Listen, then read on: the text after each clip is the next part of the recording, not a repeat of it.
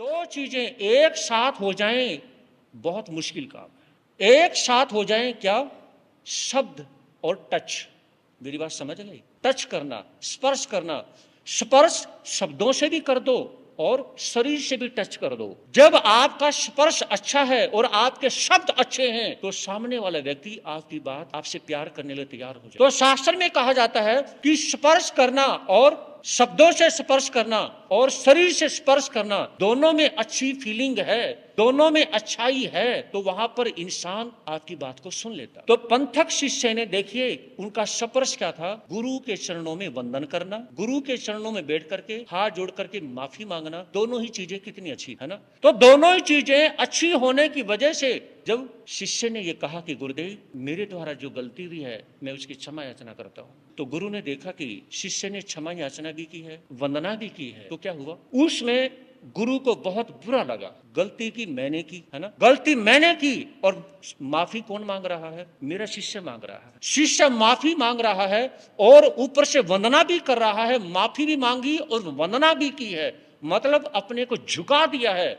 तो उसमें क्या है, गुरु उठते हैं और महसूस किया कि बहुत बड़ी गलती, मुझे अपने शिष्य के साथ ऐसा नहीं करना चाहिए। तो उसमें खड़े होते हैं और अगले दिन वहां से विहार करते हैं। ये कहा जाता है गुरु और शिष्य का एक ही दिन जन्म होता है। माँ बेटा और माँ का एक ही दिन जन्म होता है, समझ रहे हो? जिस दिन बेटे का जन्म हुआ उसी दिन माँ का भी। अगर बेटा पैदा नहीं हुआ, बच्चा नहीं हुआ, तो माँ कैसे बनेगी? अगर शिष्य दीक्षा नहीं लेगा तो गुरु कैसे बनेंगे? तो ये कहा जाता है कभी कभी ऐसे मौके जिंदगी में आते हैं, एक शिष्य गुरु का गुरु बन जाता है, समझ रहे हैं? एक शिष्य गुरु का गुरु बन जाता है।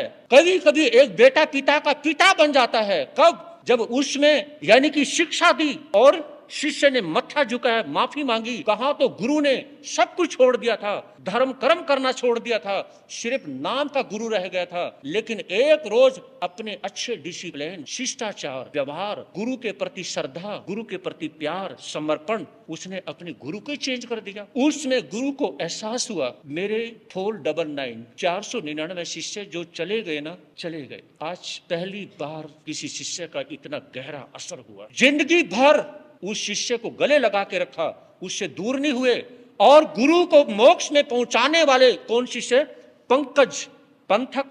उस पंथक की वजह से कभी भी गुरु तो रहे, हमेशा वो अपने शिष्य के क्या रहे? गुरु रहे। लेकिन जब वो भटक गए थे, उनको ज्ञान किसने दिया? किसने दिया? शिष्य ने दिया। शिष्य ने ज्ञान दिया और शिष्य के ज्ञान देने की वजह से ये अपने शास्त्रों की उत्तराधारी सूत्र की कहानी अमर हो गई, अमर कहानी बन गई कि एक शिष्य ने गुरु को लाइन पे लगाया, एक शिष्य ने, शिष्य की वजह से गुरु मोक्ष में गया, शिष्य की वजह से गुरु, बोलते क्यों नहीं, शिष्य की वजह से गुरु भगवान बना। किसकी वजह से बना? शिष्य की वजह से। उस शिष्य का उपकार वो गुरु कभी नहीं भूला।